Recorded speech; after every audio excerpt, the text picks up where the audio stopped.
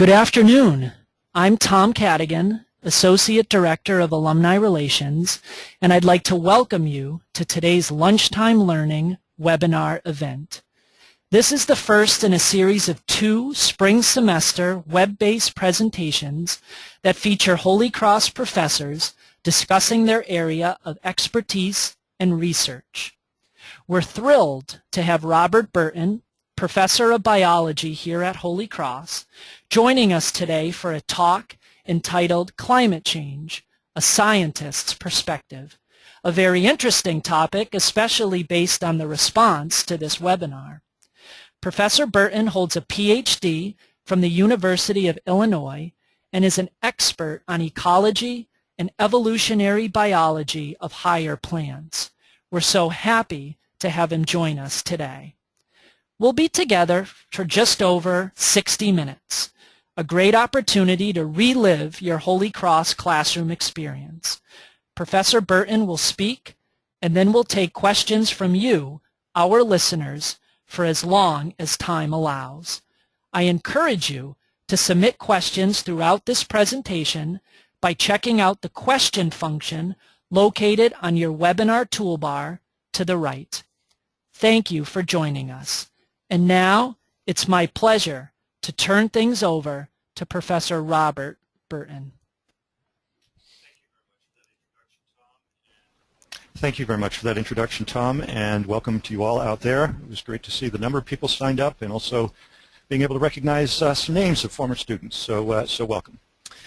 Climate change is probably the defining issue, environmental issue of our time, and I suspect, if anything, it's going to become more of a defining issue as the decades go by.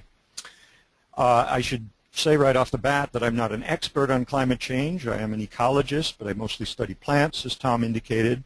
However, I do have to teach this material in environmental science classes, and therefore I had to inform myself on the subject. As you know, it is a subject that in the political arena and in the public arena engenders a fair amount of controversy. Here are quotations from 2 well-known politicians, Senator James Inhofe from Oklahoma, who is quoted as saying that catastrophic global warming is in fact a hoax. On the other hand, in response to a question on serious issues facing humanity, Bill Clinton indicates that the first thing he thinks about is climate change because it is the one thing that has the power to end the march of civilization as we know it. Clearly, you can't get much more divergent views than this, and so what I'm going to be doing is to try to sort through what we know, what we don't know about this subject, and in doing so I'm taking an approach that's rather similar to what I take in my environmental science class. And I should add that I try in that class not to come across with a particular point of view. My concern in the class is that students come to their own points of view, but they come to those points of view based on evidence. This is a science class, so that is very important. So in addressing this issue, let's first of all ask, is the globe warming? And the technology for measuring temperature, of course, is the thermometer, and those have been around for several centuries, but it's only been in about the past 130 years that they've been adequately deployed around the globe so that we have a good direct measure of the Earth's temperature. And this is what we see. The thermometers are corrected for example, growing urbanization in areas where they might be located. Correction factors are applied for that. And it does appear that the climate has been warming, and particularly in the last few decades, since about 1970. We can bring other types of evidence to bear on this issue. For example, these are the 10 warmest years on record, meaning 10 warmest years in the last 130. As you can see, 2014 is at the top of the list, but perhaps more importantly, every year in the 10 warmest has occurred since 1998. And the likelihood of that happening by chance is vanishingly small. If we look at averages for recent decades, we see that since the 1970s, there has been a steady upward progression in temperatures. That is, where you see a positive anomaly, that means a positive departure from the long-term temperature average. Furthermore, if you are younger than about 30 years old, you have never lived through a month in which the global average temperature was above the long-term, below the long-term average. That is, every month you have lived through has been warmer than the long-term average.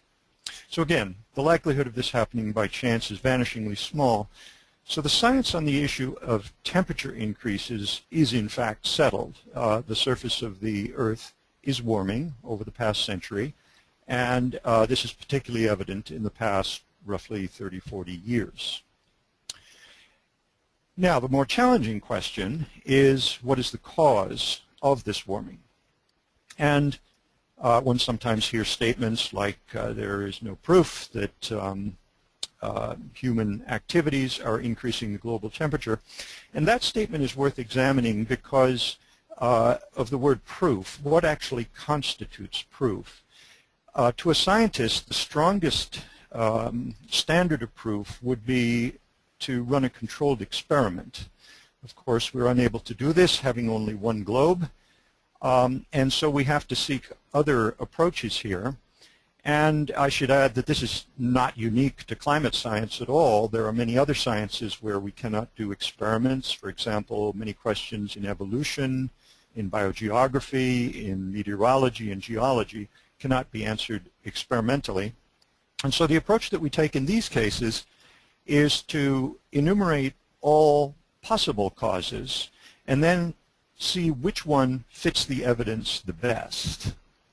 And there are relatively few things that can change global temperature because it has to have very big effects to be able to do that. The only four that I have ever seen mentioned in this context are these planetary cycles called Milankovitch cycles, which I'll come back to, variations in how much heat is coming out of the sun, changes in volcanic activity and other processes that would alter atmospheric aerosols, which are these tiny droplets or particles suspended in the atmosphere, and then finally increases in atmospheric greenhouse gases. So as far as I know, this is a complete list of the possible causes of the observed increase in temperature. So let's look at each of these in turn. First of all, Milankovitch cycles. Milutin Milankovitch was a Serbian mathematician who worked out, and also astronomer, who worked out that there were changes in aspects of the Earth's orbit and also the tilt of the Earth on its axis that influenced how much solar gain the Earth received. And in fact, we now have a fairly good idea of these cycles, and in fact, we believe they have been extremely important in the past in changing the Earth's temperature. For example, our recent patterns of glaciation are believed to reflect these Milankovitch cycles.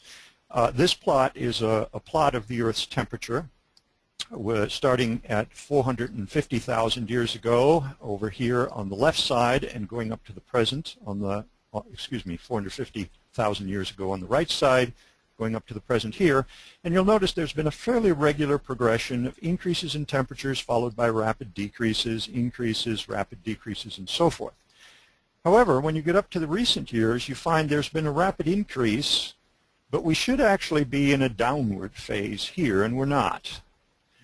So, in fact, we cannot use these planetary cycles to explain an increase in temperature because the current temperature should be cooling according to those cycles. So that means that we rule that one out. Second, let's look at variation in solar output. We do know that the sun's energy, the output, varies over time. It's actually correlated with sunspot cycles. And we believe that it's been important in certain historical events. For example, this time period over here in the early 1600s, which was sometimes called the Little Ice Age or the Maunder Minimum, and was also a time when Bruegel painted his famous pictures of skaters on the canals in Holland. This was a time when it was believed solar output was quite low for a long period of time, and that may well have contributed to those low temperatures and to the frozen canals. Furthermore, if we look at a more recent study that shows variation in solar output, and this is northern hemisphere temperature, we find a pretty good relationship here. So clearly, solar output is likely to have something to do with the Earth's temperature. However, if we look at what has happened since about 1970, 1980, we find that the temperature has diverged dramatically from what we would predict if it is proportional to solar activity. So in fact, solar output may have been important back at these times in influencing global temperature, but clearly it cannot account for this. So we strike that one off the list. Third possibility, changes in volcanic activity and atmospheric aerosols. We definitely know that volcanoes put lots of droplets and particles into the atmosphere, which can stay there for long periods of time. It turns out that aerosols of different kinds can actually increase or decrease the Earth's temperature, but mostly they decrease it. And we know historically that volcanoes have been extremely important at certain times. For example, Mount Tambora in Indonesia erupted in 1815, and it produced what has been known as the year without a summer here in New England. In fact, in Massachusetts, there were frosts every month of the year. There were farmers that died between their houses and their barns during snowstorms in May in Vermont. The central part of Europe experienced very cold temperatures and caused famines, and this was all related to the dust clouds put up by the eruption of Mount Tambora. However, more recently, or looking at the pattern that we see, these are three recent eruptions, and when there's an eruption, there's typically a decrease in the Earth's temperature that's fairly rapid, followed by a gradual increase, another eruption, a decrease, followed by an increase, another eruption, another decrease. That's not really the pattern that we are seeing. And furthermore, today, many of the aerosols in the atmosphere come from human activities, and their levels have actually been increasing. So that would suggest that aerosols collectively, including those from volcanoes, should be cooling the climate and not warming it. So that one doesn't work either. So we're left with this last one, increases in atmospheric greenhouse gases. Excuse one technical slide here, but to explain what a greenhouse gas is, it is in fact a gas, and it is relatively transparent to visible radiation. Most of the radiation coming from the sun is visible, represented here in white. However, when that radiation strikes the Earth's surface, a fraction of it is converted to infrared and re-radiated. It turns out that these substances called greenhouse gases that are transparent to visible light are relatively opaque to infrared light, and so they reflect a fraction of the infrared back down to the Earth's surface. And in fact, the more greenhouse gas in the atmosphere, the more of this reflection of infrared would occur, and that would tend to warm the Earth's surface. Now, greenhouse gases occur naturally in the atmosphere, and it's a very good thing that they do, because if they weren't there, the average temperature of the surface of the Earth would be about 0 degrees Fahrenheit. Because we do have greenhouse gases in our atmosphere, the average temperature of the surface of the Earth is about 60 degrees Fahrenheit. So let's be glad that those are there. However, if we are to if we do increase the levels of greenhouse gases, then that has the potential to trap more infrared radiation at the surface of the Earth and warm the surface. These are the common greenhouse gases. Water vapor is one. Others are carbon dioxide and methane, and then some more minor ones. And of these, we focus on carbon dioxide because that is the most important of them, and we know that that one has increased dramatically over time. We've been monitoring it directly from Mauna Loa in Hawaii, and that location was chosen, by the way, only in part for the nearby beaches, but also because it's far removed from major industrial sources, and therefore the concentrations there are thought to reflect the global average more typically than if we cited it in Boston, let's say. And notice that since the late 1950s, when monitoring first began, there's been a steady increase.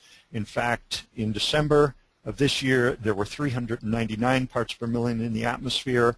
The pre-industrial level was 280 parts per million, so that means that we have increased the atmospheric carbon dioxide by about 40% since the Industrial Revolution. You'll also notice, by the way, that it's not a straight line. Rather, the actual levels go up and down on an annual basis. And these ups and downs correspond to the forests of the northern hemisphere breathing in and out.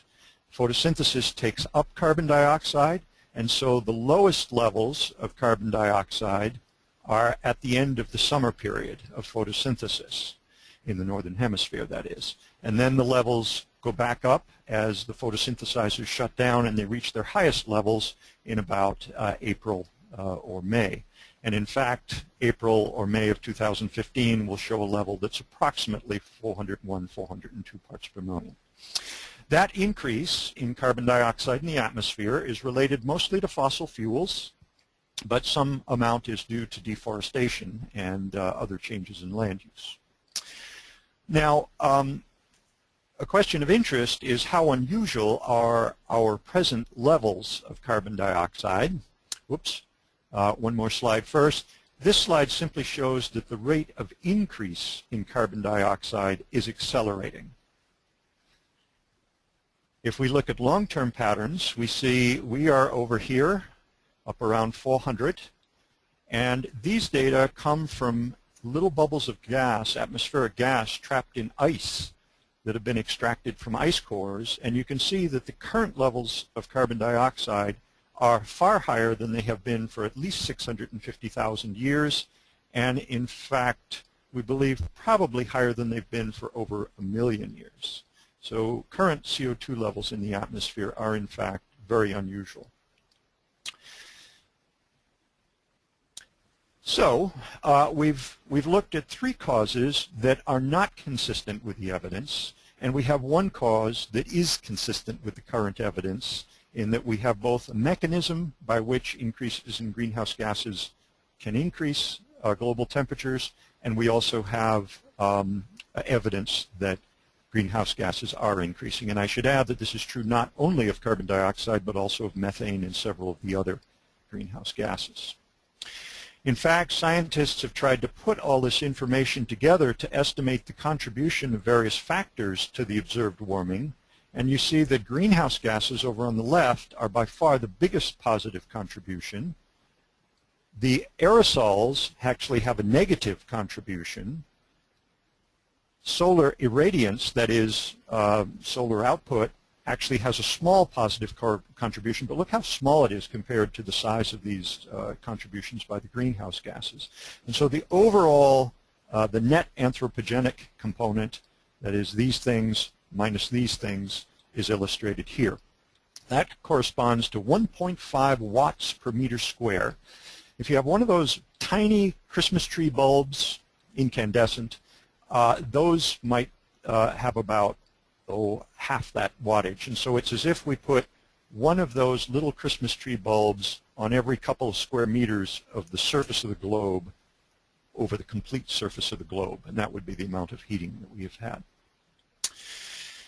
Okay, so that's kind of the first part of the talk, in the sense that we're trying to see, number one, if there is a pattern, which there is, and number two, to address the issue of causation.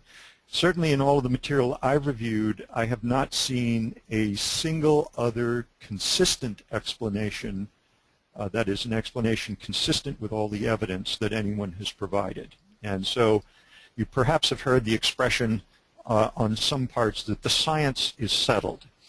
I'm a little uncomfortable with that, because science is never settled. However, I would say that in regard to the temperature increase, that is generally agreed upon. And as far as the causes go, increases in atmospheric greenhouse gases is really the only cause that is consistent with the evidence. So to my mind, that part is pretty settled. Now, The parts that aren't are the forward-looking parts. What is going to happen in the future? That is of considerable interest. How do we do that? Well, we predict the future in terms of global temperature by using what are called general circulation models that divide the atmosphere up into little parcels, and then they model what is happening to each one of these, and then they manipulate certain parameters like the amount of CO2 and see what the effect would be. There are a number of these general circulation models in use. Their effects or their predictions are not identical, but they are reasonably consistent. I would say that our understanding of the direct effects, meaning you add CO2, you expect this much change in temperature, that part is relatively well understood. But there are some parts where the science is very definitely not settled. These are what I would call the indirect effects. For example, clouds. I mentioned that water vapor is itself a greenhouse gas. Well, if the global surface temperature increases, we expect more evaporation, more clouds. Does that mean there's going to be a positive feedback in which we produce more clouds, we cause still more warming, we evaporate still more water? Possibly. We don't know. Peatlands, these extensive areas in Siberia and northern Canada and so forth, there's an incredible amount of methane stored in these peatlands. As they warm and become unfrozen, we expect that methane to be released, which is this scientist is measuring here. Methane, molecule for molecule, is actually a much more powerful greenhouse gas than is carbon dioxide. Will this lead to a positive feedback that will cause runaway temperature increases? We're not quite sure. Another possibility might be that these peatlands will warm up enough that trees can grow there, and the trees will grow and take in carbon dioxide and mitigate some of the carbon dioxide increase. There are also other uncertainties related to the relationships with the ocean and these odd compounds called methane clathrates, which store a huge amount of methane at the bottom of the ocean. And if that methane were injected into the atmosphere, that would have enormous effects, but we don't quite understand how and whether that will happen. So my point here is this part of the science is absolutely not settled. There are huge uncertainties here. All right. Well, using the best information that we have, what can we expect? Oops, sorry, got one slide ahead of myself. The reason that these indirect feedbacks are potentially of interest, if it's a positive feedback, that means that we might have a very abrupt increase in temperature that we have not predicted by any of the models. And in fact, we know that such abrupt increases in temperature have occurred in the past. This was between about 12 and 15,000 years ago in Greenland, and notice how rapid this temperature increase was, this temperature decrease, this temperature increase. Supposedly those temperature changes might have occurred in a decade or two, and notice the scale. We're talking about 10 degrees centigrade or about 15 degrees Fahrenheit in perhaps the span of a couple of decades. Now, keep in mind, this is not a global average. This is just Greenland. However, this is direct evidence that we can get very rapid temperature changes in given areas. And these are almost certainly examples of threshold effects where you exceed a certain level that we don't really know is there, and then all of a sudden you get an abrupt change. So it's worth paying attention to these potential feedbacks. All right, now I'm going to focus mostly on potential negative consequences of climate change. However, I do want to stress that there are certainly going to be benefits of varying kinds, some of which you probably have not even anticipated. And very quickly, obviously agriculture may expand to the north, which might help countries like the Soviet Union and Canada. We might, ironically, be able to drill for more oil in Arctic oceans that are currently ice-covered. And also the pathway to ocean-going ships across the top of Siberia or across the top of North America might open, and that would allow you to ship goods from Japan or China over to Europe, for example, much more economically than if you had to go around India and through the Suez Canal. So there are clearly some benefits that might result here, but here I'm going to focus a little bit more on the potential problems. First of all, what is the temperature change going to be? There are several models, as I indicated, but most of them predict temperature changes by the year 2100 in this range. So here we're talking about somewhere between about 3 and 8 degrees Fahrenheit. Doesn't seem like a large amount. We get those variations day to day, but in terms of global averages, that actually is a very large temperature change. To give you some sense of that, it's as if we took the climate of Massachusetts based on the average in the 60s through 1990. By the end of the century or even sooner, that would give Massachusetts a climate akin to that in South Carolina. So that's a pretty substantial temperature change. Not surprisingly, glaciers are retreating and are expected to retreat more. These are some examples involving photographs from Glacier National Park that show that between 1913 and 1990, the Greenland Glacier, between 1990 and 1998, the Greenland Glacier has receded dramatically. The same is true between 1913 and 2005 of the Shepherd Glacier.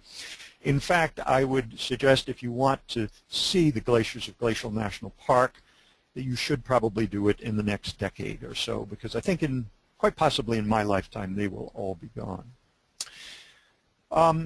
Arctic sea ice has certainly declined, and we can expect that to decline more. In the year 2012, we had the lowest extent on record, which is about 50% lower than the average only a couple of decades before, and the decline was much faster than scientists had predicted, again illustrating that there are important things that we don't know about what's going on. The ice cap in Greenland is shrinking. Here's a difference of only 10 years, but you can see the extent of melt, which is illustrated by the pink coloration, increased dramatically. This doesn't mean the whole glacier was melted, but there was melting on the surface. Net loss about 50 cubic miles per year, and that loss appears to be accelerating. In the Antarctic, things are actually much more complicated. Sea ice was at its largest extent ever in 2014, and we've been recording it for since the late 1970s. But keep in mind that sea ice, whether that melts or is solid, has no effect on water level at all. That's because when an ice cube sitting in a glass of water melts, the water it produces will exactly fill the volume of that part of the ice cube that was underwater. So melting of sea ice, whether it's the Arctic ice cap or whether it's the sea ice around Antarctica, has no effect on sea level. However, melting of the land-based ice does. And so that, it turns out, is melting. These are loss of ice from 3 different parts of Antarctica, and overall it is losing land ice, and the rate of that loss is accelerating. And of course that's going to have an effect on sea level. Permafrost is melting in many areas, and if you have infrastructure that is built on permafrost, that will suffer, as is illustrated by these pictures of buildings in a railway. As far as I know, the Trans-Alaska Pipeline has not suffered from this, and hopefully will not, because that could produce a big mess if there is a rupture there. That was built hopefully to withstand the melting. A topic that receives a lot of attention is rise in sea level. And here we're one step removed from temperature changes. And I would argue that our predictions here are quite a bit less certain than our predictions of temperature change. Sea level rises as a result of 2 processes. One is the melting of land-based ice, and the second is the thermal expansion of seawater. As you heat a given volume of water, it expands. The oceans are definitely warming, land-based ice is definitely melting, sea levels are going up. The most recent prediction by the Intergovernmental Panel on Climate Change is that by the year 2100, sea levels will increase 1 to 3 feet relative to their level today. Interestingly, in the last 3 IPCC reports, they have revised their estimate of sea level rise upward each time. Furthermore, their current estimates do not include changes in the glaciers on Greenland and Antarctica, because we don't understand enough about how those glaciers work. And in fact, it appears that those glaciers are flowing out at a faster rate in part because meltwaters are going to the base of the glacier and lubricating the base of the glacier and allowing it to slide faster. So in fact, it's possible that the 1 to 3 foot estimate is an underestimate. In fact, a number of independent estimates suggest that the sea level rise is going to be higher than that. Exactly how high, we don't know. A meter may not seem like a lot, but if you live in New Orleans, it sure would. So it's the same with southern Florida, the same in Boston, most of which is built on filled land. And if you live in Bangladesh, it's going to seem even bigger. This area in red is within 1 meter of sea level. If I recall, that's about 15% of the area of the country would be inundated by a rise of 1 meter. And of course, there are also the island nations where the maximum elevations are within a few meters of sea level. Many of those are making preparations to evacuate, and in fact, some of the evacuation has already started as a result of sea level rise. An interesting graph, if you take a moment to look at this, this is a plot of sea level with 0 being our current level versus global mean temperature with 15 our current temperature, 15 degrees centigrade. So that's where we are today. We are predicting 2 or 3 degrees centigrade increase in temperature by the end of the century, and the prediction in sea level rise is less than 1 meter. That suggests that we would be, sorry, my cursor just disappeared, there it is, that we would be here. However, the last time the global temperature was as high as it is at that time, or will be at that time, was in the Pliocene 3 million years ago, and at that time the sea level was about 30 meters higher than it is today. Now, I'm definitely not predicting that we're going to have a 30-meter sea level rise in the next century. However, I think that's an interesting point to ponder in terms of how good our predictions are. Now, it might well take centuries or millennia at this higher temperature to generate that much ice melt. We can't be sure, but that is a historical data point and something that we ought to figure into our thinking a little bit. The ocean is becoming more acid, and that is because carbon dioxide is dissolving in water. A lot of the CO2 we put into the atmosphere is dissolving in water, and that forms carbonic acid, which lowers the pH. The pH of the oceans today is right here. That is lower than they have been for over 20 million years. And it's predicted to drop dramatically in the decades ahead. That's of concern because all of these marine organisms depend on calcium carbonate for their well-being. The shells of snails and clams, of lobsters, corals, all of these build their skeletons of calcium carbonate. The more acid the water, the more difficult it is to build the skeleton. Coral bleaching is a phenomenon whereby coral discharges its symbiotic algae and turns white and usually dies. Coral bleaching is becoming more widespread over the past decade or two, and although it can have many causes, it's believed that the primary cause is greater water temperature, and so we may see more of that. Precipitation and hydrologic regimes are likely to change, and most people feel we're probably experiencing some of this already. The models tend to predict, well, overall, precipitation would be expected to increase on the planet because the higher the temperature, the more evaporation, the more precipitation because it has to come back down. However, the distribution of that precipitation is of particular interest, and most models predict drier conditions across these subtropical belts and wetter conditions near the equator and also in the cooler parts of the temperate zone. Now, that is of interest because these subtropical belts are where we find many of our deserts today. The Sahara, the arid areas of the southwest and northern Mexico, Saudi Arabia, Australia is in this belt, South Africa, and so forth. And therefore, although the global precipitation may increase, it may be that some of the parts of the world that could most use a little bit more precipitation may actually face drier conditions.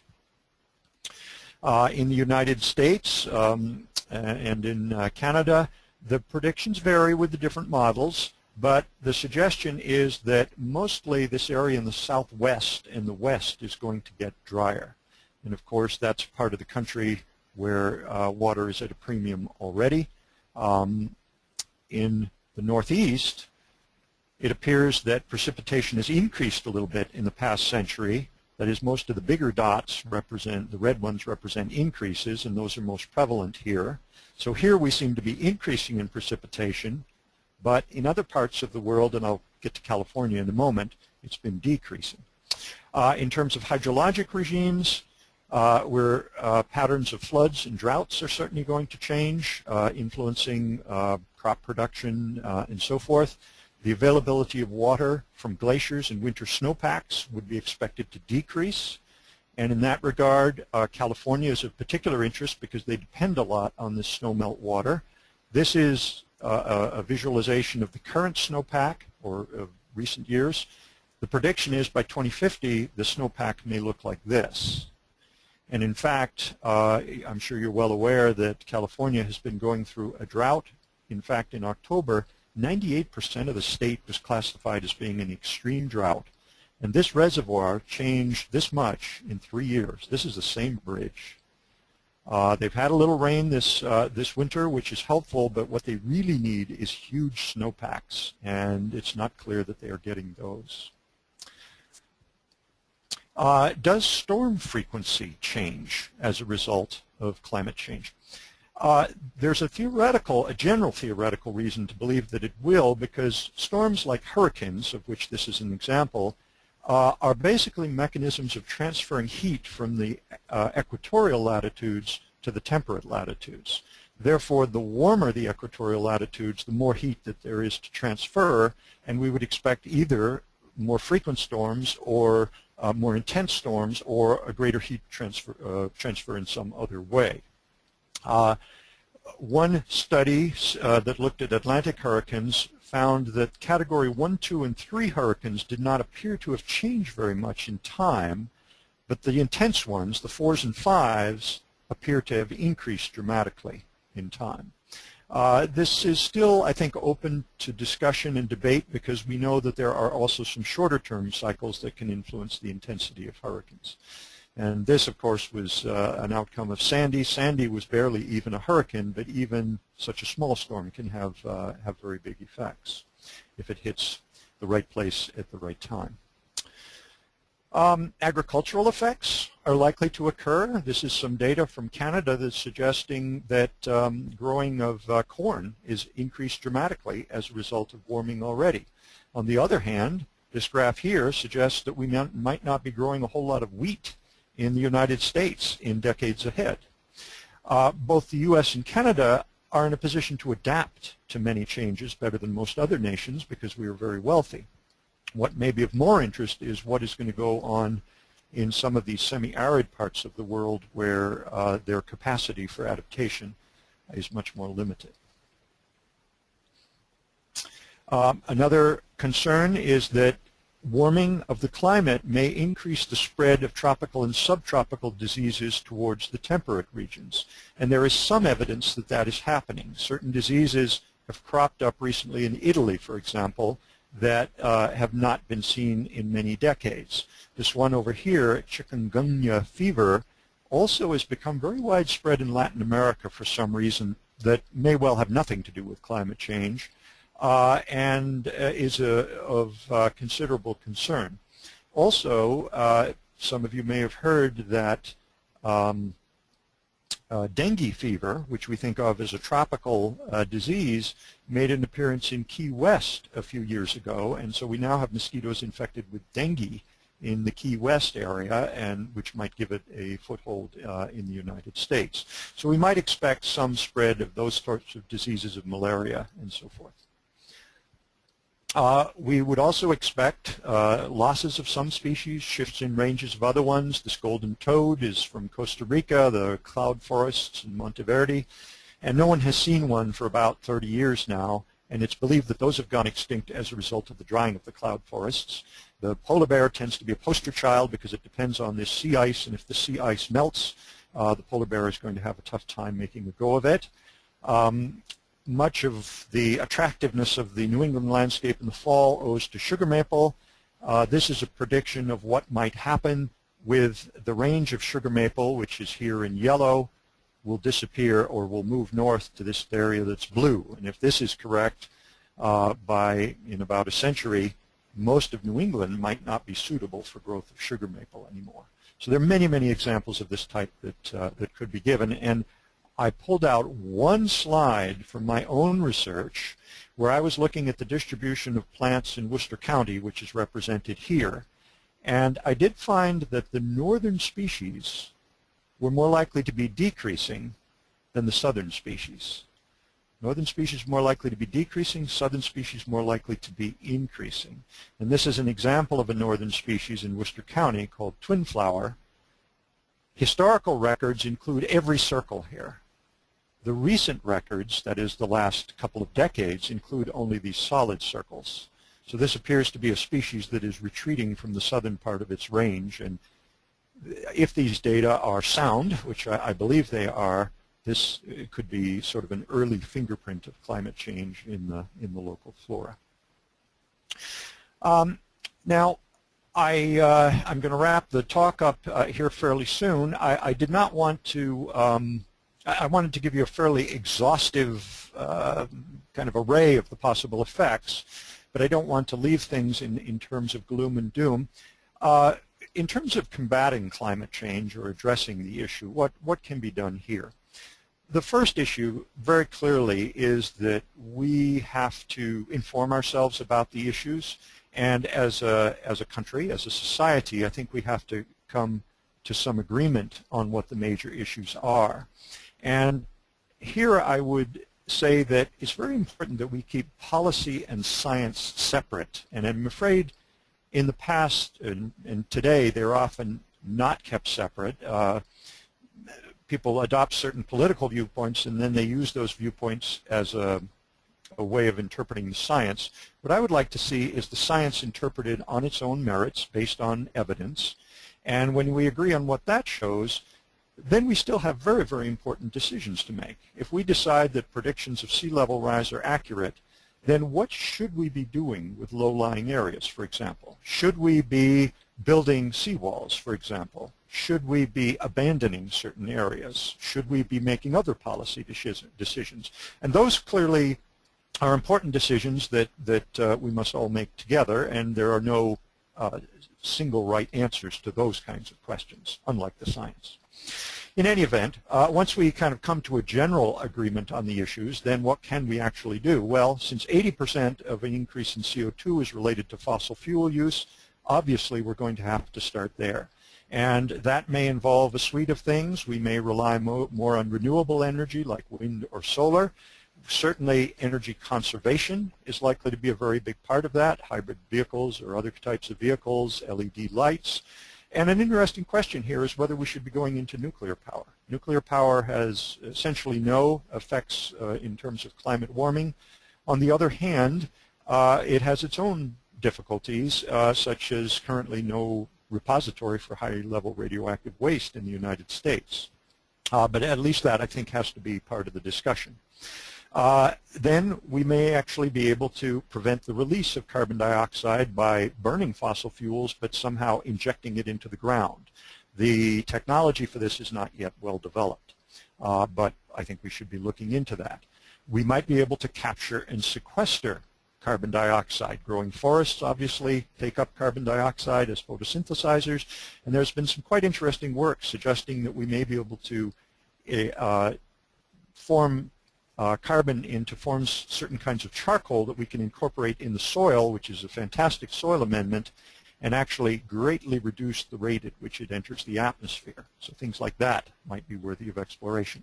And finally, whatever else we do, we're certainly going to have to adapt, because changes have already occurred, and even if we were to freeze carbon dioxide at 400 parts per million, it's estimated that another temperature increase of about what we've seen already is in the works. That is, it will occur inevitably even if we stop increases in CO2. It's like you don't turn a battleship around on a dime, okay? There's a fair amount of lag in the system here. And so we're certainly going to have to undertake adaptation. So I am going to leave you with a few sources if you'd like to look into this a little bit more, and I'd like to thank you very, very much for your joining us for this webinar, and I'm delighted to take questions.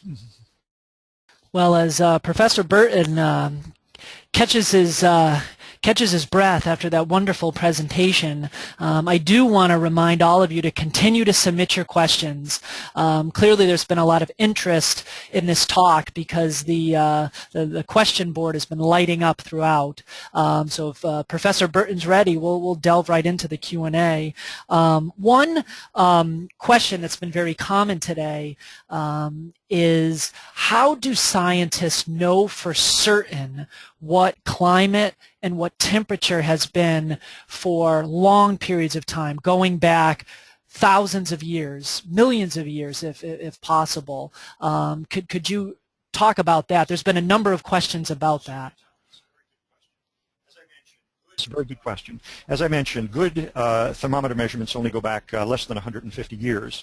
Once we get past that, we are relying on what we call proxy measures of temperature, and they have to do with things like the sizes of growth rings of long-lived trees.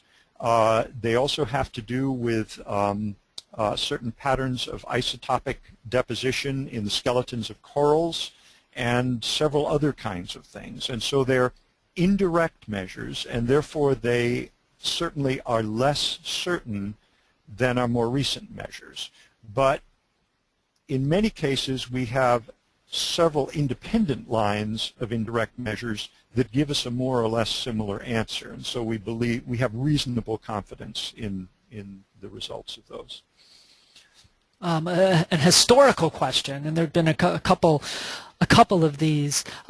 Is it true that climate change was first identified in models trying to assess the fallout of nuclear weapon testing? Is that true? Is that false? There's been some interest in this. Yes, and I'm afraid that is one that I just don't know the answer to. The first predictions, if I recall, relating to the possible effect of greenhouse gases actually predate the nuclear age.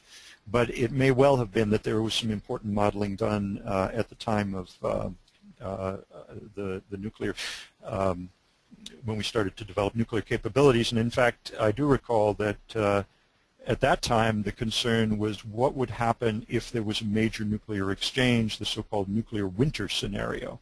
That if you put a lot of aerosols into the space, what would happen to the Earth's temperature? And it may well have been that they did some climate modeling to try to figure out what those effects would be. And as I recall, they decided that if it was a major exchange, that it would probably wipe out photosynthesis for a while, and so might not be a good thing to do. Here's one. Is precipitation related to forest coverage? A person gave an example. Forests in New England have increased over the past century, and could that be a reason for the increase in precipitation in a region like New England? There is some evidence that vegetation cover can affect precipitation. Certainly vegetation transpires, which means water evaporates from the plant surfaces, which puts more into the atmosphere. Most of the work that I know of that shows this kind of an effect comes from arid or semi-arid areas, where if you take a semi-arid landscape and you overgraze it so that it dries it out or removes the surface vegetation, then some people have suggested that that actually can reduce the rainfall as well. I don't know of any studies that suggest that the kinds of conversions that we've had in New England could affect precipitation, but I wouldn't rule out that possibility either. What is the heat trapping effect of carbon dioxide versus an equal amount of water vapor?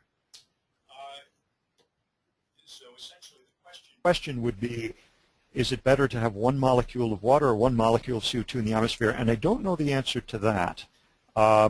I believe carbon dioxide molecule for molecule is more potent than water. I do know that methane each molecule is 20 some odd times as effective as a molecule of carbon dioxide. So the different gases do vary quite a bit in their heat trapping ability, but I apologize. I should know that on water vapor, and I don't.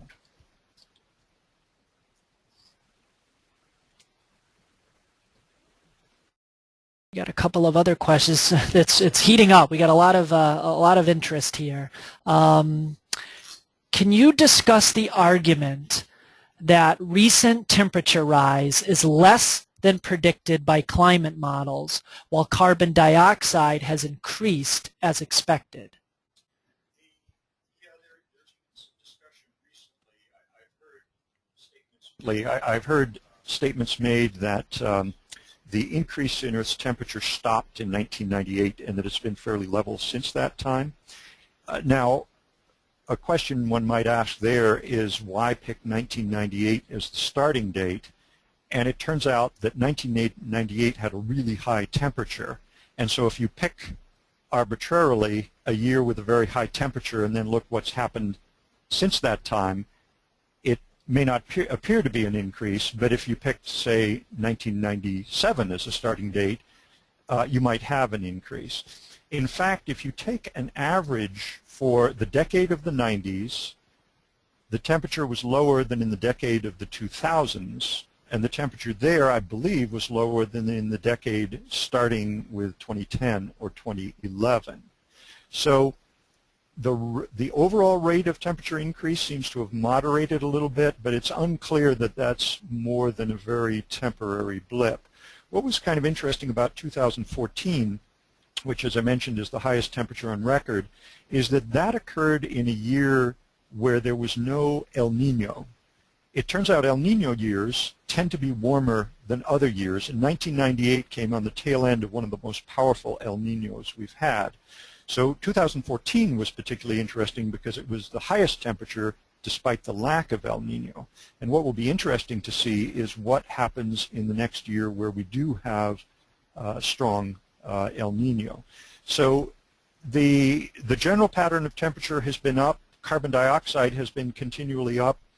And I think it's important here to look at broad correlations rather than trying to say, well, the carbon dioxide levels were 3 parts per million higher this year than last, and therefore our temperature should be that much higher. In fact, there are many other variables that affect weather and climate on a year-to-year basis, and so you have to take reasonably long-term averages to look at trends, I feel. I've got a few questions here about cycles that you talked about at the beginning of your presentation. Is it possible that we are simply at the peak of a cycle, albeit one that's at an all-time high, and that we are actually headed for a normalization in due time? Or is the fact that we are in an extended all-time high of concern in and of itself? Well, I'm not sure the cycles being referred to here perhaps were those ones that I showed earlier that involved the glacial cycles, and those were based on the Milankovitch cycles, the planetary cycles.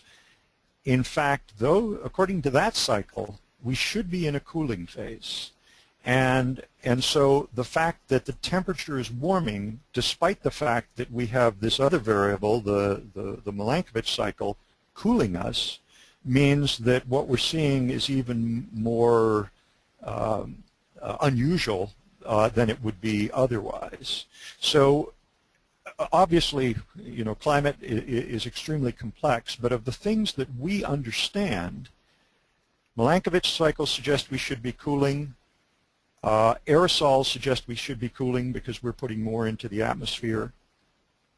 Solar output might account for a very small increase, but that amount is quite small relative to the increase that's accounted for by the greenhouse gases. Is this the worst intergenerational injustice in history? I have often thought that it is. And it is, I mean, one could argue, I'm getting away from my area of expertise here, but one could argue that we are doing the next generation another disservice by basically, in this country, borrowing from them without their knowledge or permission to support our lifestyle, which is what we say when we continually run deficits, so we also have a bit of an intergenerational injustice there, I would say. But I think the one related to climate change does have the ability to be quite a bit more profound.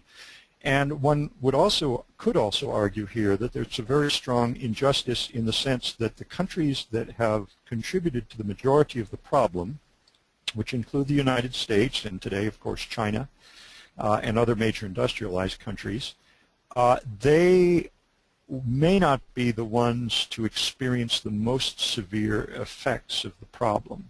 Certainly, if I was in the Maldives, I might feel a bit upset about what is going on in industrialized countries, or if I lived in the delta of the river in Bangladesh, a half a meter above sea level, I might feel that the world is not a just place. So I think there are a couple of kinds of injustices involved here. Can you talk a little bit about El Nino? What exactly is it? What are those type of effects, and how do they impact climate change? Yeah, El Nino is complicated and not completely understood. It's usually defined actually based on a difference in atmospheric pressure between two different points in the Pacific area. It results in changes in wind patterns, the westerly winds, either they're stronger or they're weaker, and it causes certain areas of the Pacific Ocean to be warmer or cooler, depending on what phase of the cycle that you're in. It's a robust enough pattern that its effects aren't felt just locally in the Pacific Ocean, but it actually influences climatic patterns in Africa and Europe and North America and so forth. It is a more or less cyclic phenomenon, in that it doesn't occur on a perfectly regular cycle, but we sometimes are in an El Nino phase. We're sometimes in the opposite, which is called the La Nina phase. Sometimes we're just hanging out in the middle, and they seem to go back and forth every few years, but not in a pattern that is wholly predictable. The global surface temperatures tend to be warmer in the El Nino component of the cycle. They tend to be a little cooler in the La Nina part of the cycle. It has been suggested that climate change may cause more intense El Nino events, but I'm not enough of a climatologist to even understand how good the evidence is for that. So it's a cyclic pattern that is kind of superimposed on the broader patterns of change in the climate, and that's likely to go on whether we do or do not have continued warming. A few people were fascinated when they heard you talk about scientists being able to determine levels of carbon dioxide using ice cores. Can you talk a little bit about that and the science behind that? Sure. I mean, it is remarkable, but what they do is they find areas that where they believe they can drill down and get an ice core that was deposited over a period of hundreds of thousands of years, and they've done this in the Greenland ice cap, they've done this in Antarctica, and it turns out that when ice is deposited, minute bubbles are included in the ice that capture the atmosphere as it was present at that time. And supposedly the composition in these bubbles does not change dramatically over time, and so it's like a little time capsule from the past. And what they do is they obtain these very long ice cores, tens of meters long, and then they are able to date them and find out what parts of them correspond to what dates in the past. And then they have very, very sensitive chemical techniques for looking at the composition of the gases in the bubbles, including the concentrations of carbon dioxide. So I, as a biologist, I find it all remarkable and a bit of hocus pocus, but apparently the science there is pretty well established.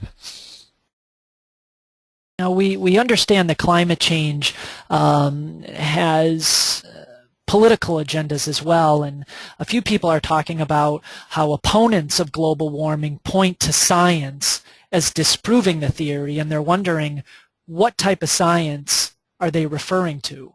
Can you talk a little bit about the political ramifications of climate change? Climate change and politics I find absolutely fascinating, because ultimately climate change is really a scientific issue. That is, as to whether it's happening, how it's happening, what are the causes, what are the predictions, that kind of thing. Those are really scientific issues. Now, what we do with that information then that becomes a political issue. But the thing that I've found kind of fascinating is that the politics have seeped back into the science, so that scientists are attacked for holding one viewpoint or another viewpoint, and I find that very troubling. And maybe I'm just naive and idealistic, but I would like the science to kind of be free to do what science does best, which is figure things out and find causes of things and so forth. And then let's use the very best science in the political arena to make the most informed decisions that we can, because the decisions that we're going to have to make, some of these are potentially expensive or disruptive, and it would be foolish for us not to use the very best scientific information as a foundation on which to produce that policy.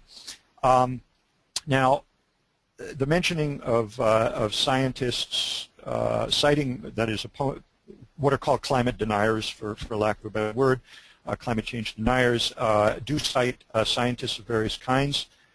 Sometimes the information that is cited is out of date. Sometimes the science that is cited is not of a very high quality. Sometimes the science is actually miscited. And if you look, for one example, there's a scientist at, I believe it's University of Alabama at Huntsville, that has argued that we really should be paying attention to temperatures in the atmosphere rather than temperatures on the surface of the Earth. And in fact, we've had satellite monitoring of atmospheric temperatures for several decades now, and they don't, he argues, show exactly the same things as the land-based thermometers do. And he actually published a number of scientific papers on this, challenging what I would call a more mainstream view of climate change. And in fact, when other scientists started to look at his data, they found that in many cases the sensors in the satellites that were being used were not recording information from exactly the same locations. Their orbits were decaying over time. Adjustments had been put in to account for those changes, but it turns out they weren't necessarily the correct adjustments. And so there's been a succession of attempts to reinterpret that data in the years since. And it turns out that today, the data on the temperatures in the lower part of the atmosphere are actually pretty close to the data on the ground-based thermometers. But back in the 90s, the first half of the 90s, when this information was first published, it suggested that there was a pretty big discrepancy. Well, sometimes you find people citing those early papers, which have since been superseded by much better information, more corrections have been applied. I find working with climate data a little bit like working with nutrition data, in that in the field of nutrition, it seems you can usually find one study that will support anything you want to support. You know, eating avocados causes cancer, eating avocados doesn't cause cancer. And it's really, really important to have a very thoughtful and complete overview of the available information before coming to the decision. It's very, very easy on either side, I might add, to cherry pick data and to just pick out the things that support some viewpoint that you happen to have.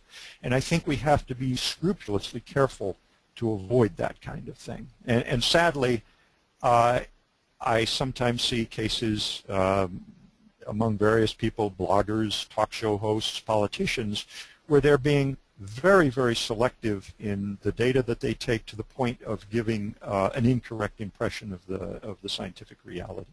And that's very unfortunate. So, Bertin, we have time for one more question, and this was very popular and on a lot of people's minds. Do you have any opinions on energy remedies to our climate change dilemma? Things like wind, solar, gas, nuclear. I know you talked about some of them. Do you have a preference? Do you feel that there's a combination that can work well for the future? I think we have to have absolutely everything on the table. I don't think we can, from the start, rule anything out, because I think once the magnitude of the effects, the potential effects of climate change become more apparent, I think we're going to realize we do have to do something, and we definitely want to consider all possible alternatives. So I would not rule any of those out. I think we probably need all of them. And I would add to that energy conservation as a starting point.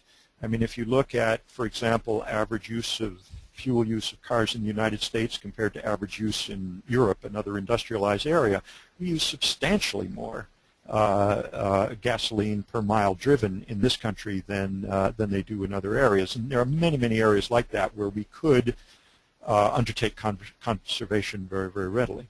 And I should point out, by the way, that I'm sitting in my office under new LED lights that Holy Cross installed in O'Neill Hall.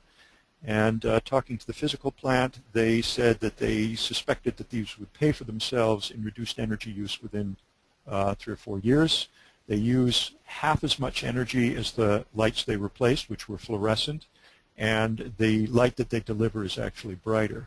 So there are many places we can start in terms of conservation, and then in terms of the other energy sources, no, I don't really want to pick and choose. I think we have to use what is most appropriate in different locations, in different circumstances, and we have to consider all of it. Well, we want to offer our many thanks to Professor Bertin for sharing his time and knowledge with us today. We hope to continue offering these lunchtime learning webinars. Our next one is actually scheduled for Monday, March 30th, and will feature music professor Jessica Waldoff with a presentation about Handel's Messiah. Stay tuned for registration information over the coming weeks. Again, many thanks to Professor Bertin, and thanks to all of you for joining us today. Have a great afternoon.